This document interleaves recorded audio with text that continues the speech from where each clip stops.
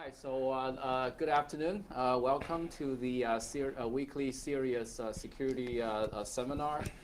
Today is my great pleasure to welcome our honorable guests from Sandia National Labs. We have an excellent group of colleagues coming visit us. And our main speaker is going to be Mr. Vincent CERIAS. So Vince is a computer engineer and the principal member of technical staff in Sandia's Cyber Analysis Research Development Department. He has made major contributions to Sandia's cyber defense programs, especially in the simulation of complex networks, in developing innovative cybersecurity methods, and in designing exercise scenarios that test the limits of current network security. This work is helping Sandia's customers anticipate current and emerging security threats and make critical decisions about their investments. Vince and his team use technologies to conduct cyber defense exercise in partnership with the U.S. Department of Defense and to support national security in collaboration with colleagues at other U.S. Department of Energy national labs, DoD national labs, as well as the U.S. military. So without further ado, I will let Bill say a few words. All right, thanks. So my name is William Hart, and before Vince gives his technical talk about cybersecurity work at Sandia, we thought that we would provide some background about Sandia and show you a brief video that provides some context about what's it like to work at the labs. So Sandia is the largest of the Department of Energy's national laboratories. Historically, it's been responsible principally for engineering and maintaining the safety of nuclear weapons. But in the last couple decades, Sandia's mission has evolved to support a very wide range of national security programs for the U.S. government, one of which is supporting cybersecurity through a variety of different programs for DHS, the Department of Defense, and for the Department of Energy as well. So with that, I'll show you a quick video, and we can proceed to Vince's talk.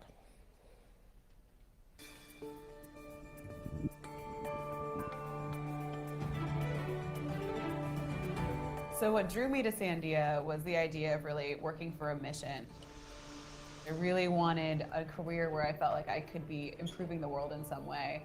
And with Sandia's mission focus on national security, I think that we really have the opportunity to have an impact broader than just within the laboratory, but actually have some global impact as well.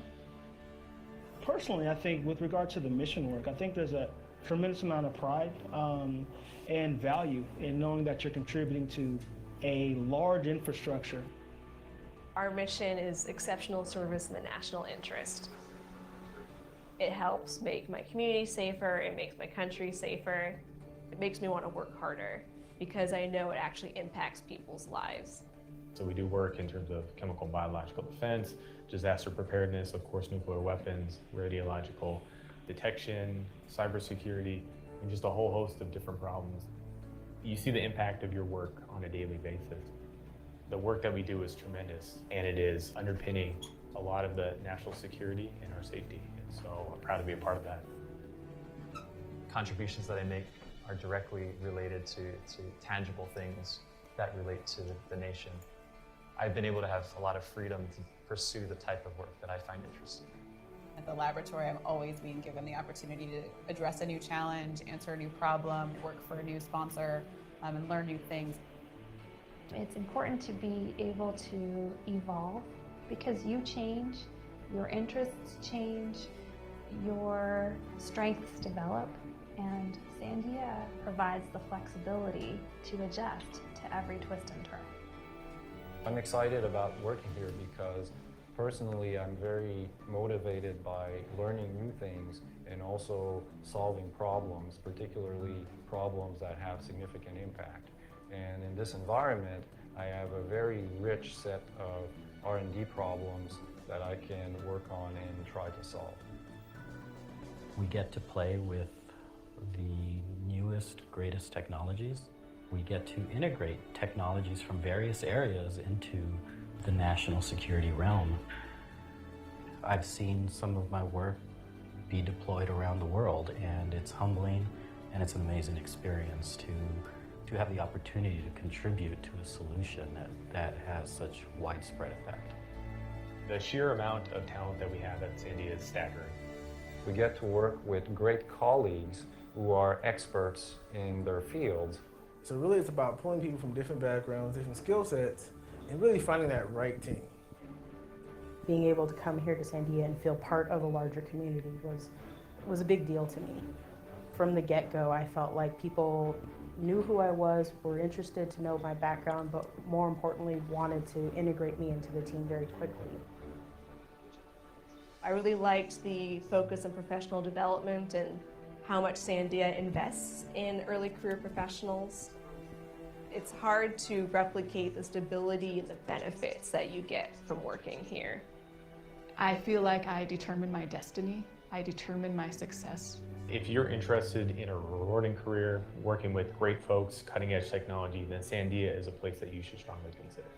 If you want to go somewhere and be in an environment where you can talk to world leaders and world experts in a variety of fields, as well as really be challenged yourself technically and scientifically, I think Sandia is a tremendous and great place to do it.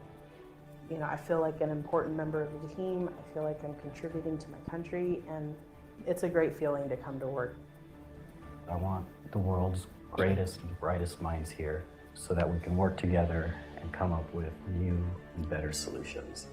The reason I get up every morning to come to Sandia National Laboratories is to have high impact. I know that when I go home at the end of the day, I have accomplished something that's going to be bigger than myself.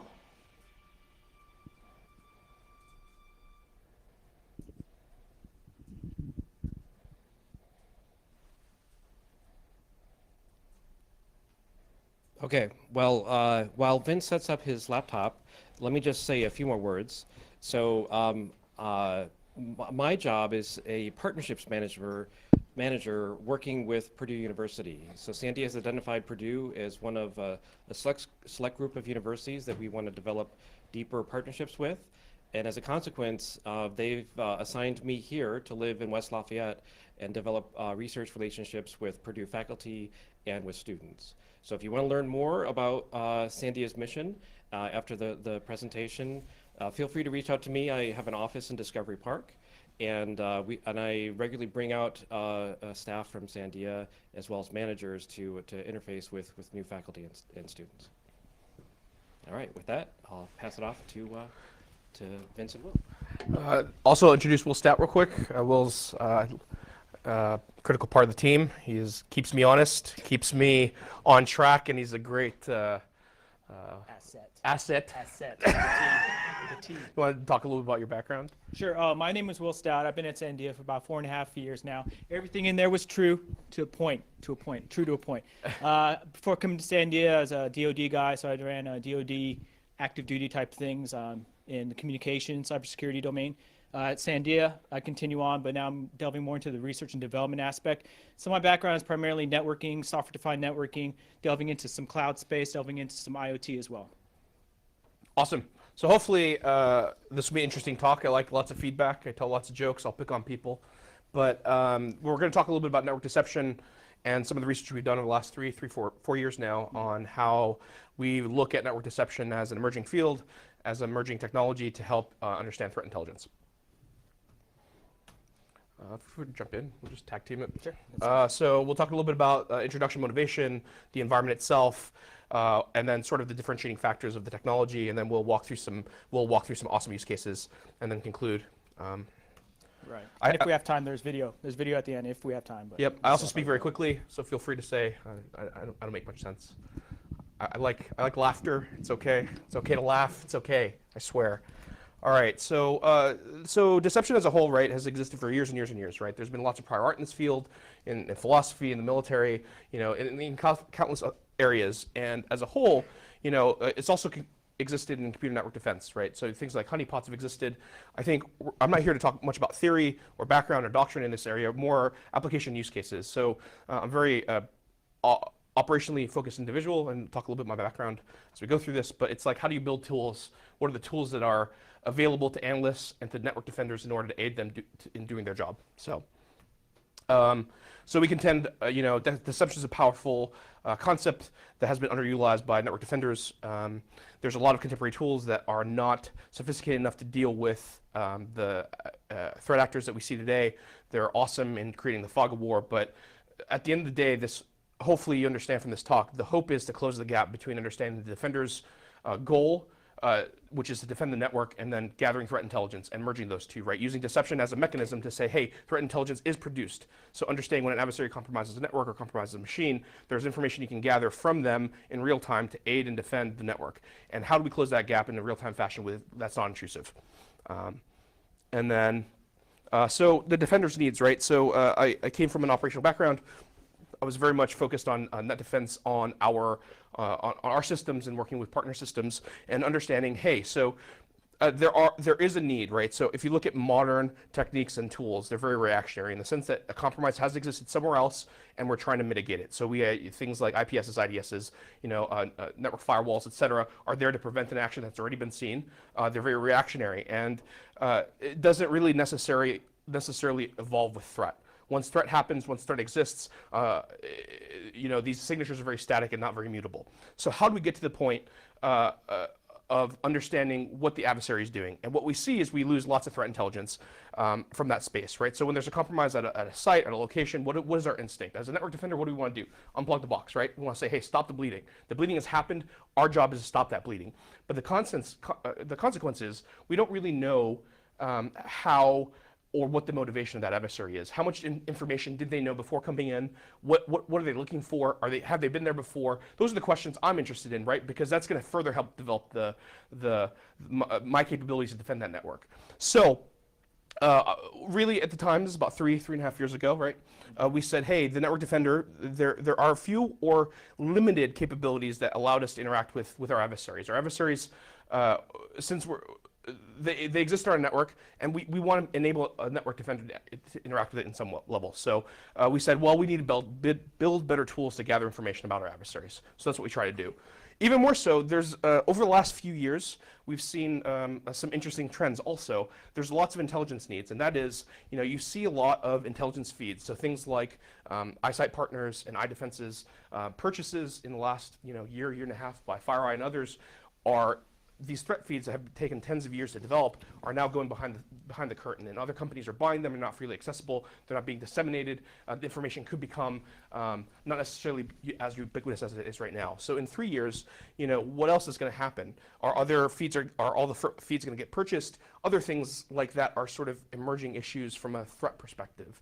And on top of that, we're saying, hey, is there a way to sort of create a custom profile, custom set of tools to proactively defend my network and ask questions about the security posture of my organization in a very tailored fashion.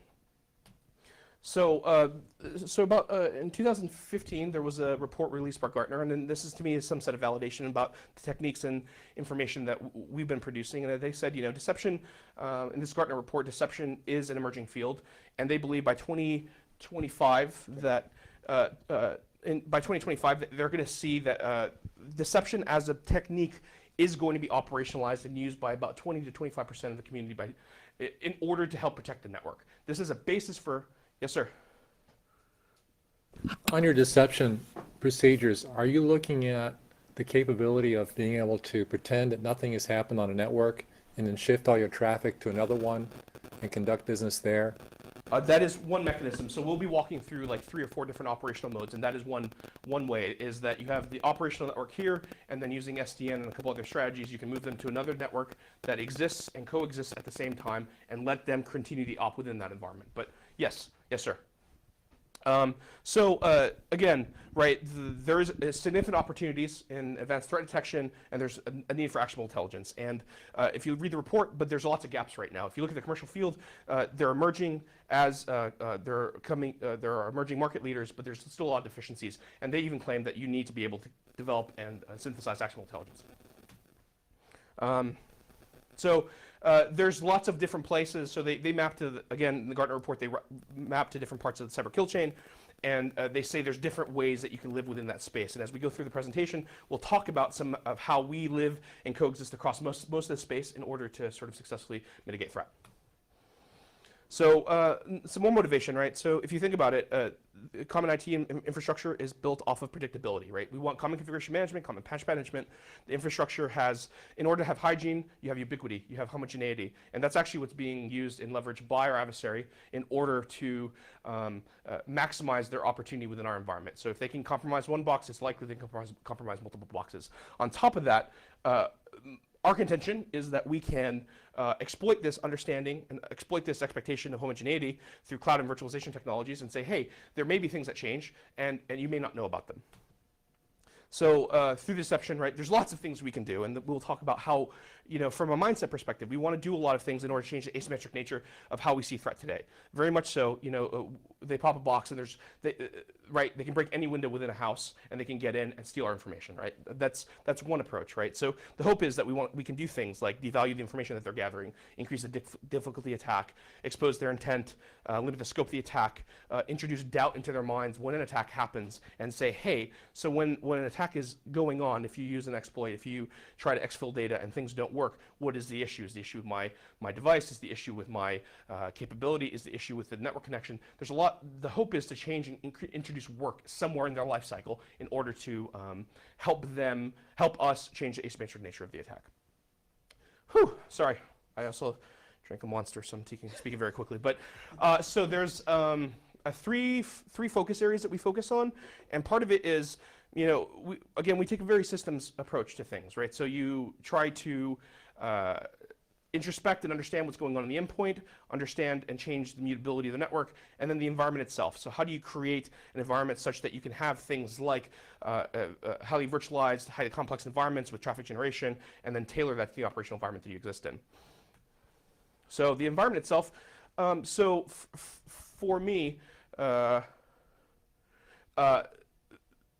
approach is that we have virtualization and the predecessing factor, right? So if you think about 3 years ago, what ends up happening is what we saw is that cloud was becoming more and more ubiquitous. On top of that, about 3.5 years ago, SDN was becoming a little bit more and more prevalent and was emerging as an interesting area, right? So you have mutability in the network and you have mutability on the endpoint through virtualization. So we're saying, hey, can we leverage that sort of change in the operational environment? So these things are coming in and being adopted by Fortune 500 companies, common enterprises. So the hope is that through these changes in the network, we can then help inject ourselves in the life cycle somewhere. So the other half is I have this belief, right? If you go back in how we're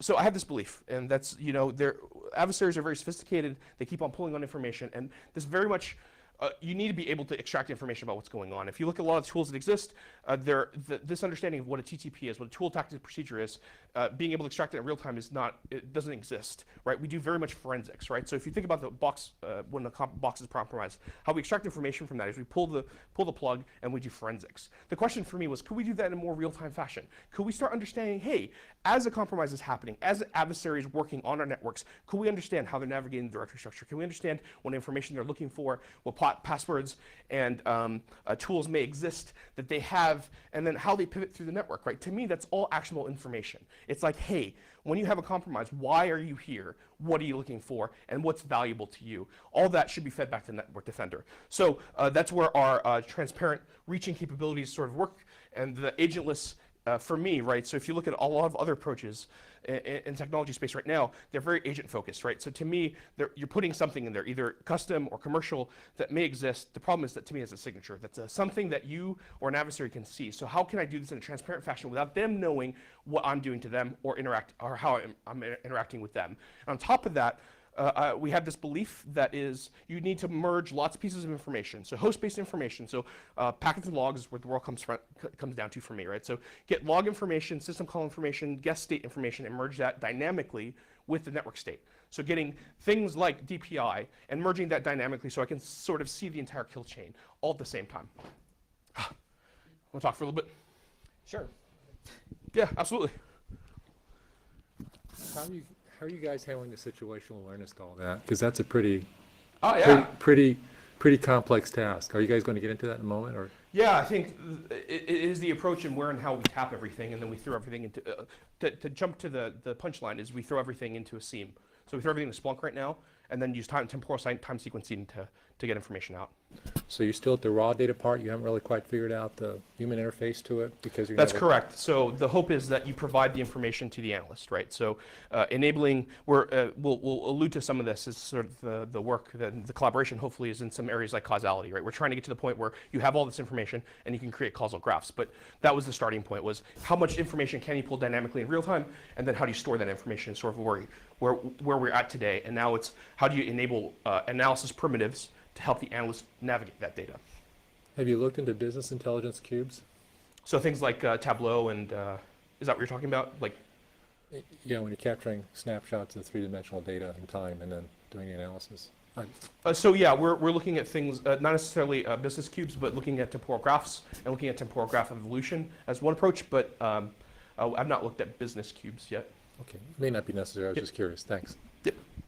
All right, so as Vince mentioned, there are basically three tenets. I go into this deception environment, deception framework, deception concept, if you will, and that's the virtualization environment itself. That's the platform upon which we deploy all of the endpoints, the network system itself. Virtual machine introspection, so how can we reach into a virtual machine to determine what's going on and pull information out that's reflective of what's happening on that particular endpoint. And of course, software-defined networking.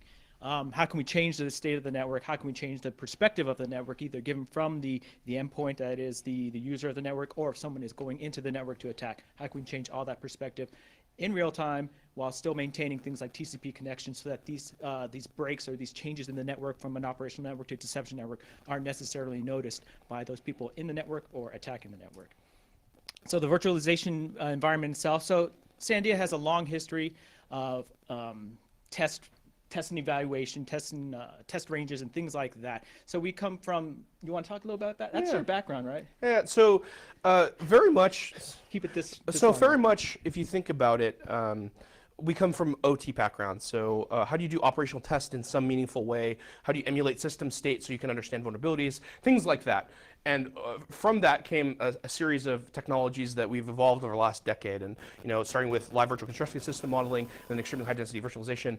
How do you represent and create both services, networks, and all the underpinning that you could say, oh, let's build.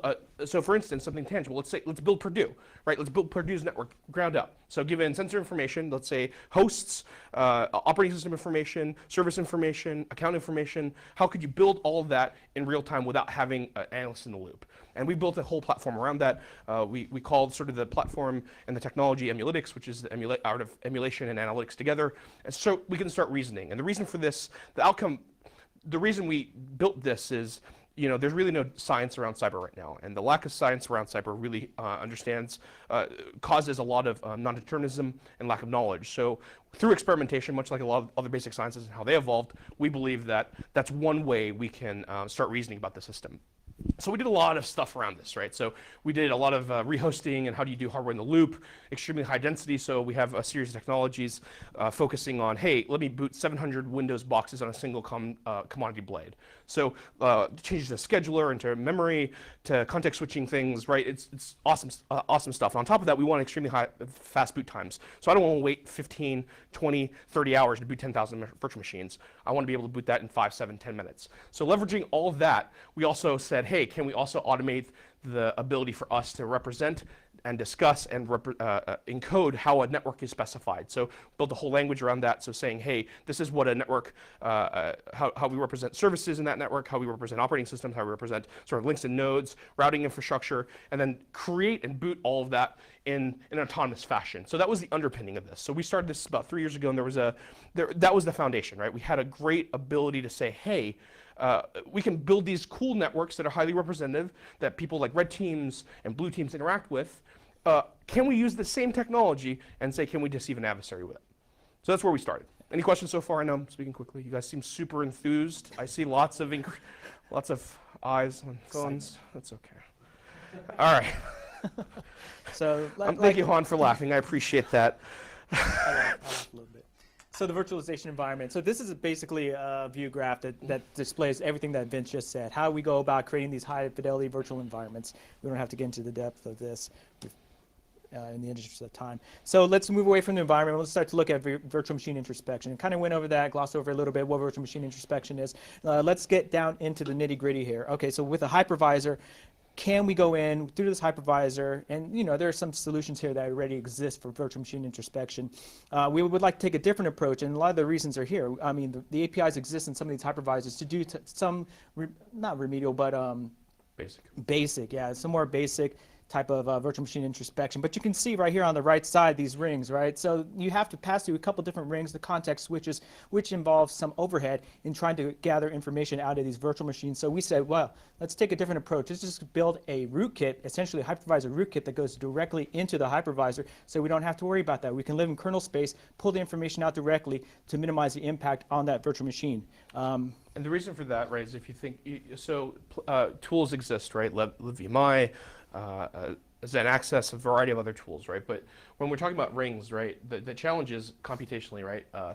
In order for me to get the get VMI in and out of the virtual machines, it's computationally expensive, right? So if you think about how much data we want to pull, imagine if you want to pull everything, every system call, every binary, every executable that was ever loaded into that box in real time. There's great tools out there, however, they're not built for that. They're built for very targeted questions. They're saying, hey, I want to build, I want to gather, this specific system call, or I want to access, get all, file I/O primitives off of this system. And we said, hey, let's take a different approach and say, if I could I pull everything from the virtual machine and then store it somewhere? Mm-hmm. So that's what Will is alluding to. Yeah, exactly. So the idea is like, let's get all the information and data first, and then we have it, let's reason about it. But we have to have everything first, because you can't go back in time at that point, right? You have to have everything right there and then. So the initial idea, you kind of went over this, I kind of went over this, is that VMs run until a virtual machine requires a VM exit. That's the act of the virtual machine requesting access from the hypervisor to some type of resource that the hypervisor provides from the operating system, the underlying operating system. So that is what we hook. Yes, sir. Have you guys done a Pareto analysis to figure out the 20% you need to gather that might make 80% of the difference? Because this is a wide open world. Sure. Yep. Yeah. So no, we have not. I think we've worked in lots of different spaces and using sort of commercial tools and said, let's fuse that. So you think of things, lots of tools provide data, right? So IPSs, IDSs, firewalls, host-based information like host-based agents. We said, it goes back to my comment about the science of cyber, right? So we don't know, and we don't know how to reason about a lot of things. And so I agree we need to get there and to sort of do the analysis to say what is the most valuable information to reduce the cost of both storage and I/O to source this information.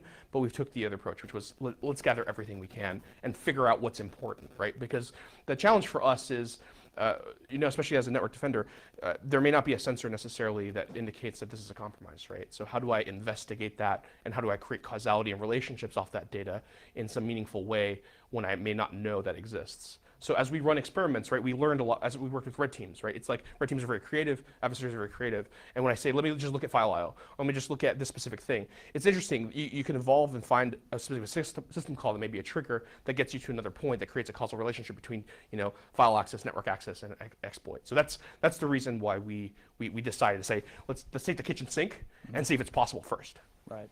And we've been subtracting features over time. So we've noticed that like certain things are just congesting and being super noisy when we pull out all the data, and we take them out because it may not be adding any purpose. But the option still exists. Okay. So I'm going to pick it up a little bit. Sure. So at a low level, what can we get out of hooking the VM exit handle? So we can pull out things like system calls that are directly relevant to the virtual machine itself, but we can also pull out more targeted things like Windows functions and things like that, as well as injecting things back into the virtual machine. So it's a two-way road in that respect. So how do you protect the hook? I think that's very critical. Sure.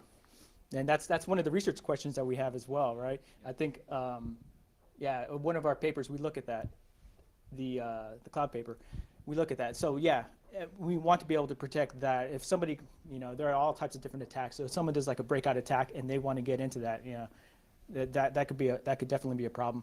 But that's an open research question for ourselves as well. Yeah. How would you protect the hook? There are ways. Yeah. Mm-hmm. Okay, so why do we go the path we wanted to? So our VMI is based completely on KVM, the kernel virtual machine hypervisor for the Linux systems.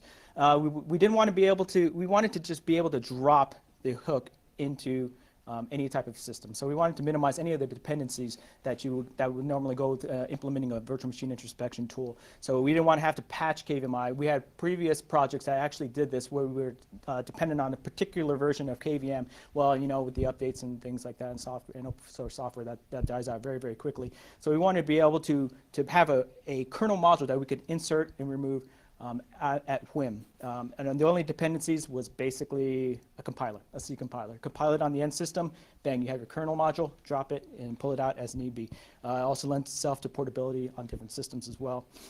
We did not want to have to utilize any type of dependency, particularly with things like symbol tables. So you'll see a lot of virtual machine introspection tools that require the symbols for their particular operating system. Well, we didn't want to have to do that. We wanted to be able to do things dynamically. So you insert the kernel module onto the endpoint or onto the host, bang, it just walks memory and then determines heuristically what are the symbols and corresponding to that virtual machine's imprint in memory.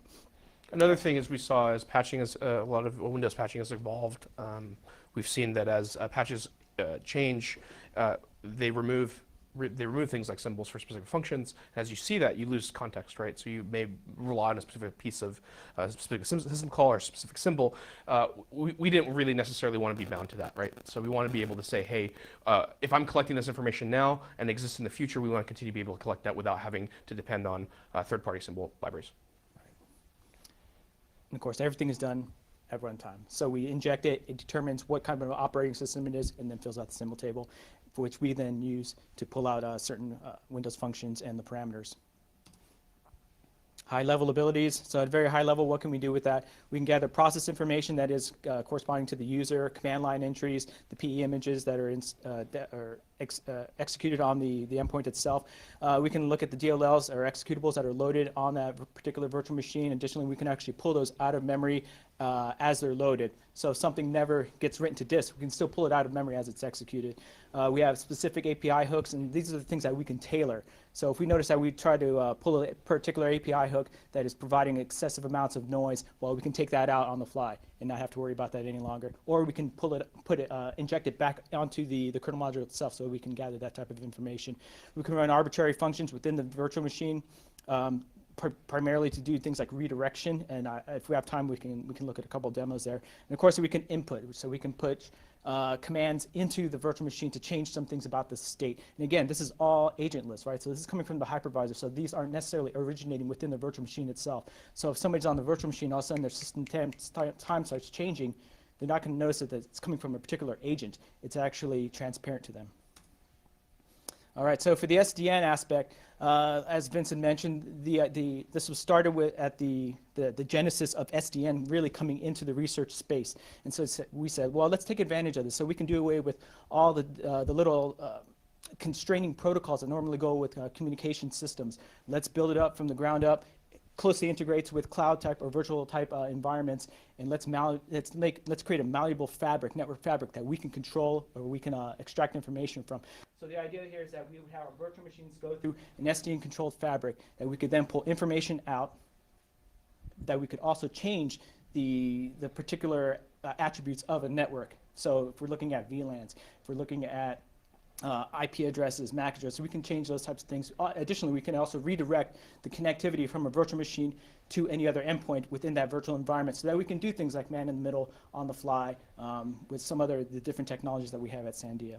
Additionally, since we own the fabric, we also have layer 7 DPI tool sets that we've written to not only extract to classify certain types of data, but also to pull out metadata that we believe is important to basically determine what's happening on host correlated back to network or vice versa. That's one of the interesting things, right, is you think about it as you start pulling the thread and trying to understand what's happening, why is it happening, where is it happening, right? So from a forensics perspective, we want to try to piece all those things together and be able, right, so if you're taking PCAP, you're going to have to, we didn't want to do offline analysis, right? So could we do online analysis of everything? And that's why we're trying to do a real-time DPI, right, is to enable us to say, let's extract this metadata and be able to fuse that without having to do it afterwards. Mm-hmm. Exactly. So the high-level methodology here with regard to an operational network and a deception network is that you would have somebody attacking an operational asset within the environment itself. That's, you can see little attacker guy up there, attacking some virtual machine within our network. That virtual machine over time has communicated with S1, S2, and S3. And we're not talking about the detection mechanisms here, right? Because that's not really the business that we're into. So naturally, something else would alarm an analyst that something is happening within the network.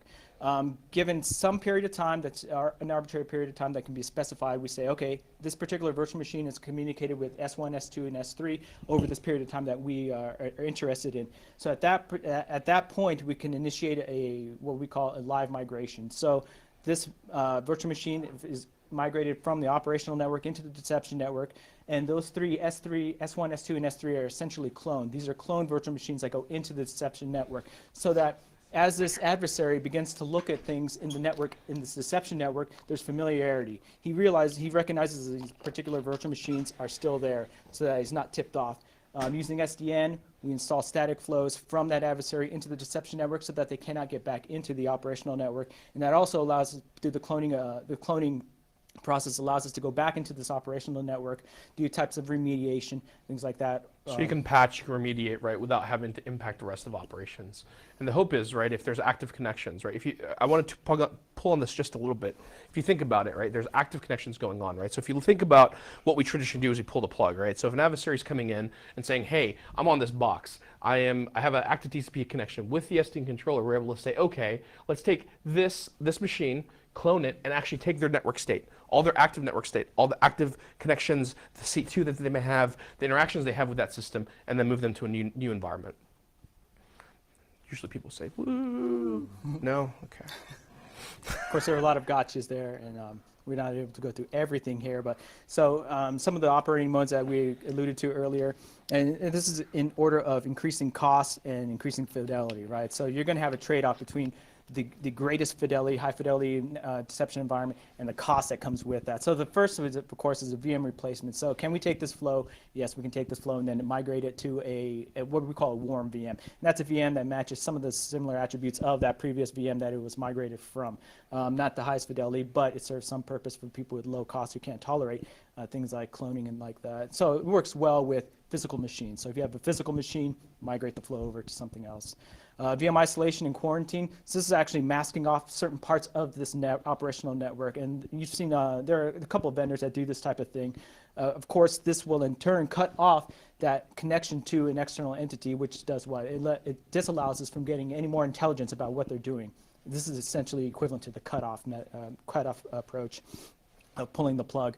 The next level up is service, forking and service migration. So this is the idea of cloning virtual machines, right? Cloning virtual machines into a network or a subset of the network is cloned to provide this high fidelity deception environment. And the last, of course, is running parallel deception networks, high cost. So this is lockstep, having virtual machines that are completely in lockstep with an operational network. High cost, but again, this does provide the greatest amount of fidelity for a deception network.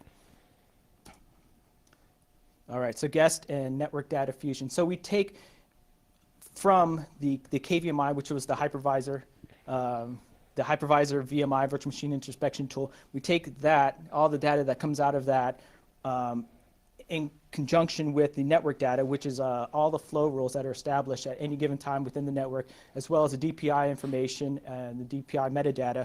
And we merge that with all of the virtual machine information that we've pulled. So we have virtual machine VPIDs, the modules and drivers loaded, system calls, machine processes, machine files, sockets, system FS type files. We'll get into that in a little bit. And we have fields that essentially correlate between all of these different source types so that we can start to stitch together what's happening in real time or after the fact in a network.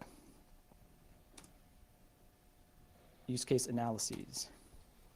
All right, so again, going back to the original theme, you can already see the malleability of the platform itself. You can basically use this for any type of an analysis, deception network, cybersecurity platform. But for the theme here is we're talking about threat intelligence, right? So how can we get some information out of this network that is tangible, that we can then feed back to the network defender that says, okay, here's what we've gotten. We have certain signatures, certain attributes of this particular actor. We can take that data and say, okay, now we have a signature that we can bring back to the network defender that they can use for further protection of the network. And so these are just a few of the different use cases that we have here. The first one is VM as a platform for bad actors. So for this particular use case, you might have someone who jumps on a host and tries to steal certain information from that particular host, or uploads and downloads files onto that host. What can we get out of that? Signatures such as hashes or particular file types that are dropped onto that He's going to host. walk through all these in a minute and just do a deep dive and just walk through things like the UI and the data we're collecting. Do you want to just jump to? Yeah, let's jump to maybe one or two of these so we can have time to go through them. Lots of words. Lots of words. Yeah. You just want to go to use case 2. Start there. Okay. All right. So VM as an exploited endpoint. Okay, so this is a little long one. So essentially a virtual machine user or a user on a particular clean endpoint visits a malicious website. This is the drive-by download. If everyone's familiar with the drive-by download, okay, this is the drive-by download. The attacker gains access and controls the particular endpoint that has downloaded the malware and then starts to pivot through the network. And so what have we done here? So KVMI introspects all the information from the VMs. We have network forensic logs that correlate that guest data to the network data. And so we can essentially step through these logs to show what has happened. Not all the log data is here, but enough is here to show what we're looking at. So the first one is an administrator logs into a vulnerable workstation and visits a phishing website. And so this is all canned, but the website is attacker.com, and so we can see that within the DPI log, we've extracted the metadata particular to a DNS request, this attacker.com, and we've also got the IP address that goes along with it. The next thing is the attacker compromises that endpoint through a vulnerability, a server-side vulnerability within the web browser itself, and we can see that vulnerability come through another DPI log, and then it opens a meta-interpreter port on port 2222, and we also see that maybe not here, but we'll see it a little bit later. The attacker then starts a new process in Notepad exe and then migrates to that process so that if the user should close the browser, he'll still be resident on the endpoint machine. And so we see that here with the opening of notepad.exe. And then the attacker uploads a binary and executes it on the endpoint. And you can see this here. Notepad.exe is actually executing or creating a file. It's executing a file called binary.exe, which is kind of strange. Why would Notepad be executing a binary here? And so at this point, the attacker then downloads a file located on the endpoint's machine. And so from the logs, we can see that he opens up explorer.exe and starts to walk the directory. So you can see that here looking at the desktop. All right, and then he runs hash dump and loads Mimikatz to collect some passwords. And at this point, he uses those passwords to pivot to another machine within the network. And you can see some of the IPs are changed here, and then actually opens up a communication channel back to his endpoint over port 3333, and we see that here. Okay, and then as information is transferred back, we can see some high entropy URLs that are going back to that attacker machine. Very indicative of some attacks that we've seen. Okay, and so this is one part of the former UI. We're actually developing, as Vince mentioned, using some Tempora graph representations of the data. Previous UI, though, we can see the flows as they're established on the endpoints, and as they connect back from endpoint 1 to the Active Directory machine, and then all the way back to this green dot, which we've had to blur out the IP address to. Okay. So we got like 5 minutes left. So this is using cloud as a relay. So this is another use case where if we had own some portion of some cloud network, could we be able to see, tie back, maybe the use cases here is botnets, right? So if you have a virtual machine that's being leveraged as a botnet, could we tie back the activity on that particular virtual machine to an application? And so this is a quick one.